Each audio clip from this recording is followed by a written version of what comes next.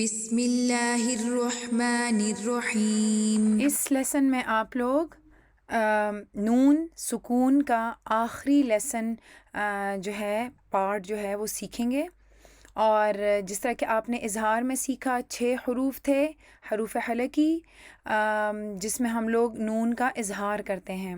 جب بھی نون سکون اور تنوین کے بعد با آئے تو ہم اقلاب کرتے ہیں، جس میں ہم لوگ نون کی آواز کو میم کی ساؤنڈ میں بدل دیتے ہیں۔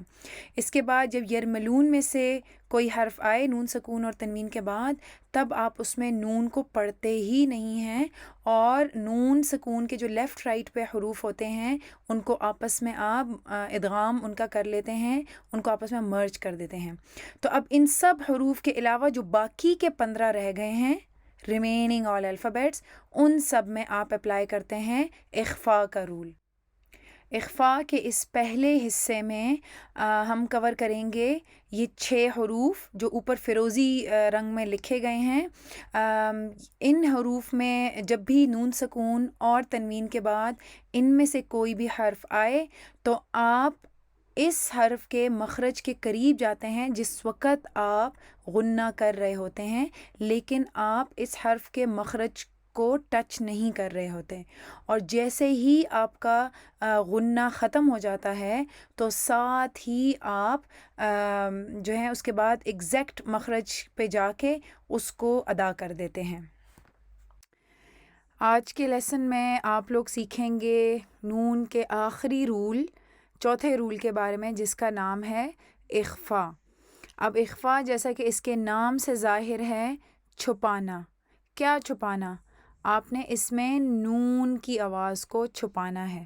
تو جب بھی نون سکون یا تنوین آئے تو آپ نے ریڈ الرٹ ہو جانا ہے، اور آپ نے نون کی آواز کو چھپانا ہے، ساتھ میں اس میں غنہ ہوتا ہے، اور اس کے بعد ہم اخفاء کا لیٹر پڑھتے ہیں۔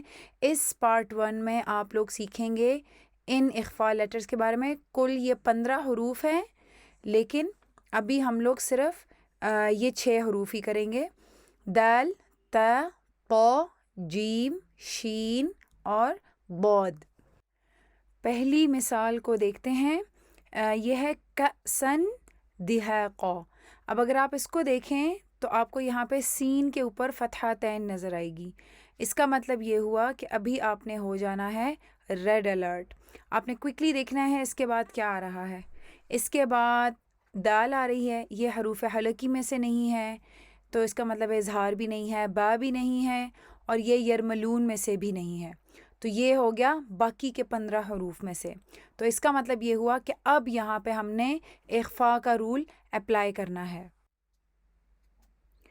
تو اگر اب یہاں پر آپ پہلا پوائنٹ پڑھیں تو وہ لکھا ہوا ہے ہائڈ دا نون بائی ناٹ ٹچنگ دا نون مخرج۔ تو اگر آپ یہاں پہ دیکھیں یہ ہے کأسن، تو دیکھیں یہاں پہ میں نون کے مخرج کو ٹچ کر رہی ہوں، اس کو میں چھو رہی ہوں، کأسن۔ تو اب آپ نے یہ نہیں کرنا ہے بس۔ اور اس کے بعد لکھا ہوا ہے اپلائی دا غنہ وائل ہائڈنگ دا نون۔ تو جب نون کو ہم چھپا رہے ہوں گے، نون کو ہم کیسے چھپائیں گے؟ ہم نون کے مخرج کو ٹچ ہی نہیں کریں گے۔ کأسن، کأسن۔ تو آپ نے دیکھا میں نے نون کے مخرج کو ٹچ نہیں کیا، اور ساتھ میں نون جو ہے میں اخفاء غنہ جو ہے اس کو اپلائی کر رہی تھی۔ اس کے بعد ڈیورنگ دا غنہ گو کلوز ٹو دا مخرج آف دا اخفاء letter but don't touch it.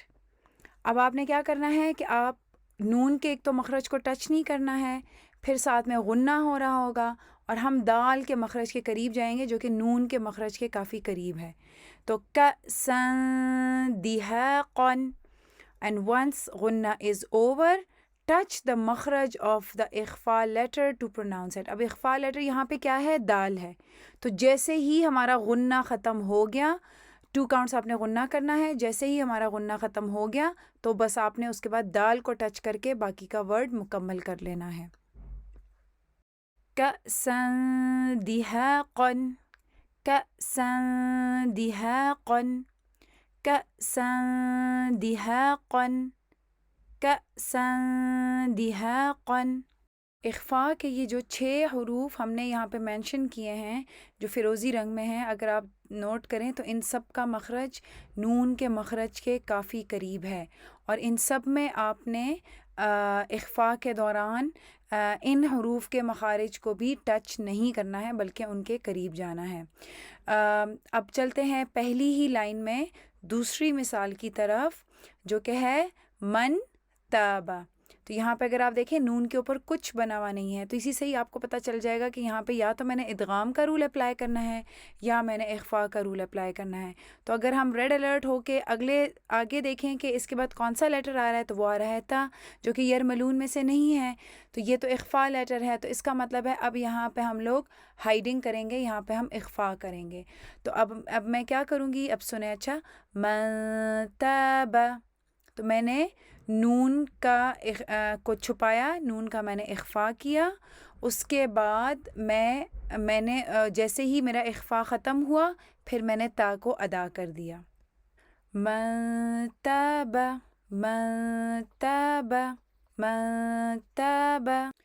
ابھی ہم دوسری لائن کی پہلی مثال کی طرف چلتے ہیں جس میں اخفاء لیٹر ہے تو، اور جب بھی آپ کے پاس مفخم حرف آئے گا یعنی کہ ہیوی لیٹر آئے گا تو تب اخفاء بھی ہیوی ہی ہوگا۔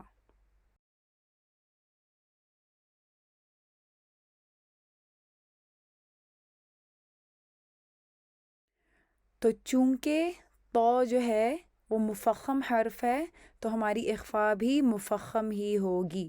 میں اس کو تو قو نہیں پڑھوں گی بلکہ تو قو پڑھوں گی، اور یہ کیسے ہیوی ہوگا، یہ ایسے ہیوی ہوگا کہ جس ٹائم پر آپ نون کو چھپا رہے ہوں گے، اخفاء کر رہے ہوں گے، غنہ کر رہے ہوں گے، اس وقت آپ نے زبان کے بیچ میں کرو لانی ہے اور زبان کو پیچھے سے اٹھانا ہے تاکہ آپ کا جو اخفاء ہے وہ ہیوی ہو جائے، وہ مفخم ہو جائے۔ دوسری لائن کی دوسری مثال کو دیکھیں، یہاں پہ نون سکون کے بعد جیم آ رہی ہے، اور آپ نے کیا کرنا ہے کہ آپ نے نون کا اخفاء کرنا ہے، اس اخفاء کے دوران غنہ ہوگا، اور پھر جیسے ہی غنہ ختم ہوگا بس آپ جیم کے مخرج کو ٹچ کریں گے اور پورا کا پورا ورڈ پھر پڑھ لیں گے۔ انجیناکم انجیناکم انجیناکم انجیناکم۔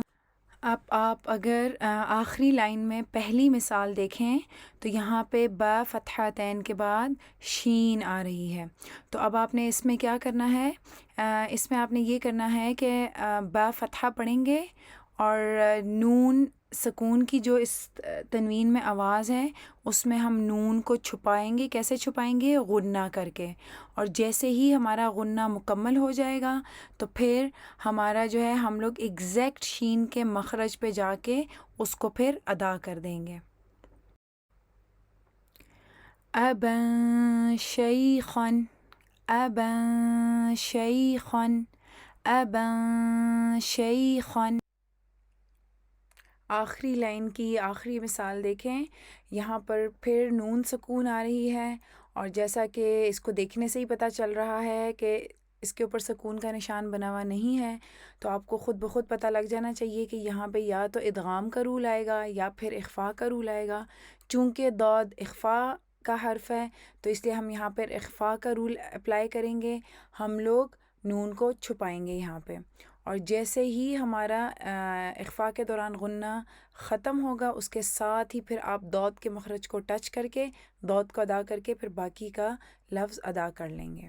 موعود موعود۔